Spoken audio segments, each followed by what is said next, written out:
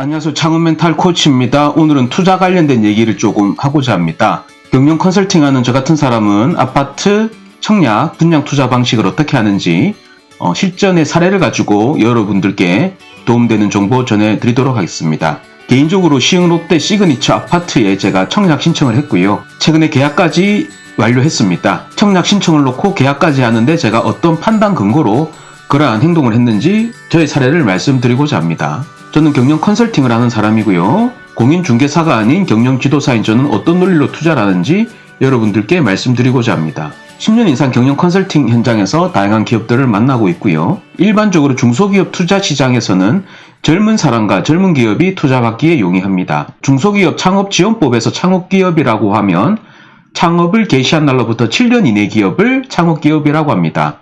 창업기업에 대해서는 대한민국 제도권에서도 다양한 지원 사업을 펼치고 있고요. 대한민국에서 많은 사람들이 관심을 가지는 부동산 투자도 저 개인적으로는 올드한 동네보다는 젊은 동네에 투자하는 것이 저는 바람직하다라고 보고 있습니다. 왜냐하면 젊은 동네에 투자를 해야 나중에 먹을 게 많아진다라는 이 논리로 접근이 가능할 것 같고요. 그래서 저는 부동산을 멸실이 아닌 사람의 멸실에 주목을 해야 된다라고 말씀을 드리고 싶습니다. 부동산의 멸실, 즉 아파트의 그동안 누적 거래량이 어떻게 되고 앞으로 공급량이 어떻게 되냐라는 이러한 부분보다 사람이 얼마만큼 들어오고 얼마만큼 빠지냐, 이 부분에 부동산 투자, 즉 아파트 투자의 판단 근거로 삼으시면 좋을 것 같습니다. 즉 그 동네의 성장 동력에 주목을 해야 될 필요가 있을 것 같고요.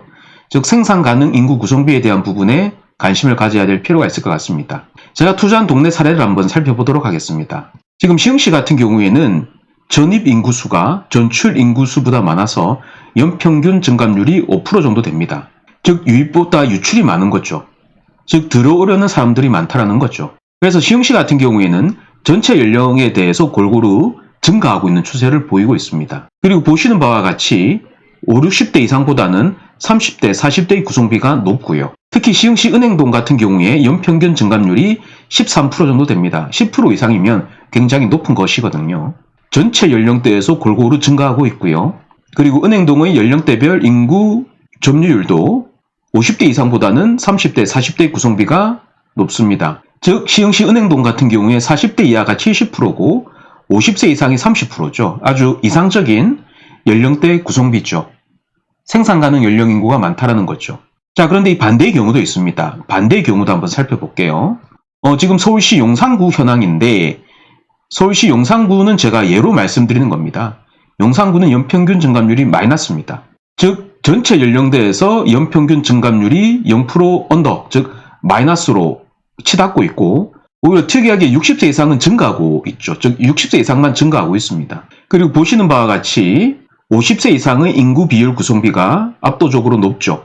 용산구 내 이촌동이 있습니다. 이촌동을 봤을 때 그 감소율은 그 폭이 더 큽니다. 즉 들어온 사람보다 나가려는 사람이 더 많은 거죠.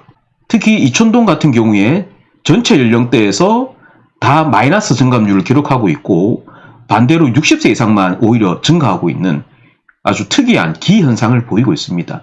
동네가 올드하다라는 거죠. 그래서 특히 이촌동 같은 경우에는 50세 이상의 인구 구성비가 압도적으로 높죠.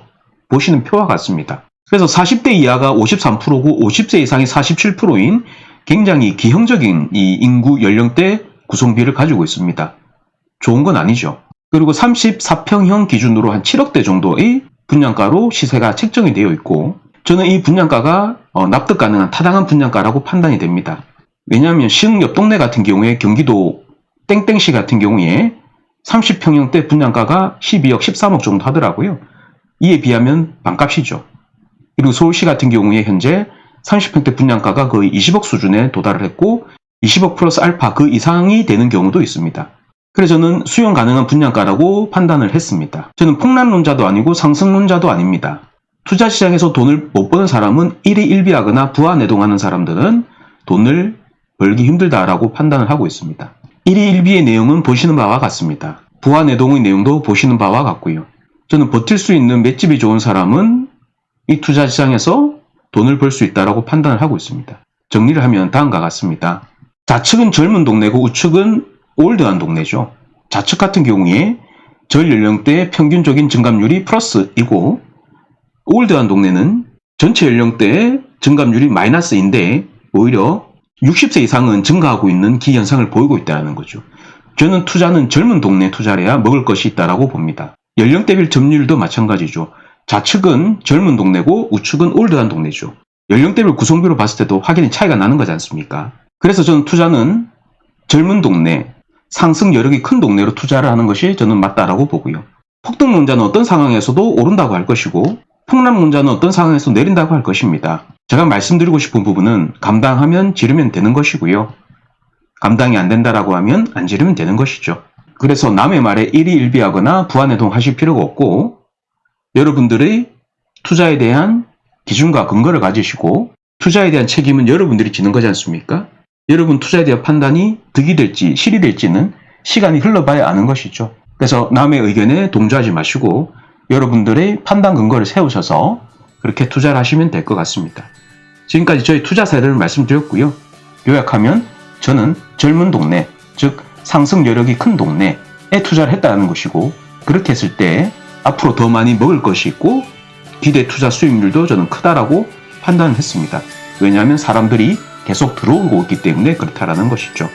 이것이 저의 경영 컨설턴트로서의 투자에 대한 판단 기준입니다. 저의 의견은 참고만 하시고요. 여러분들도 여러분의 의견을 세우시길 바라겠습니다. 오늘 저는 저희 사례로 아파트 청약 분양 투자에 대한 저희 접근 방법을 말씀드렸습니다. 앞으로도 여러분들이 돈을 버는데 도움되는 좋은 정보 꾸준히 공유하도록 하겠습니다. 여러분들의 응원과 격려는 제가 영상을 지속적으로 올리는 힘이 되고요. 앞으로도 여러분들이 돈을 버는데 도움되는 내용을 이 공간에서 꾸준히 공유하도록 하겠습니다. 오늘의 영상은 여기까지입니다. 지금까지 제 영상을 시청해 주셔서 대단히 감사합니다.